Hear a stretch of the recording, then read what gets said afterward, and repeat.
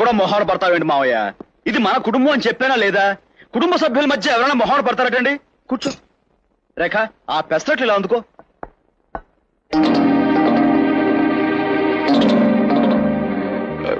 మా మావయ్యకి కాల్చిన పెసరట్లు అంటే మహా ఇష్టం. కానీ మా అత్తయ్య ఈయన్ని కాల్చుకు తినేదే తప్ప కాల్చిన పెసరట్లు తినే అవకాశం ఈయనకిచ్చేది కాదు. మా అత్తయ్య కొందరు పిల్లలు అంతేనండి బాబు, జైల్లో సెంట్రీలాగా కాల్చూ తింటారు. నువ్వు డీటెయిల్స్ తెలియకుండా పేలకు పెసరెట్ తిను. ఆయన చెప్పేది కరెక్టే బాబాయ్. మా మావయ్యని మా అత్తయ్య మనశ్శాంతి లేకుండా హింసించేదట. ప్రతి చిన్న విషయానికి పెద్ద సైజు అమ్మవార్ల మీద పడి చిందులు తొక్కేదట. మా అత్తయ్య కాదు మావయ్య. పొలమారినా మావయ్య? పాపం అత్తయ్య నేను తలుచుకుంటున్నామో. అలాంటి గయ్యాళి గంపలు మొగుళ్ళు ఎందుకు తలుచుకుంటారండి బాబు? ఇదిగో వాగుడు మానేసి టిఫిన్ తింటావా తాగేమంటావా? బాబాయ్ గారు ఆయన చెప్పింది కరెక్టే.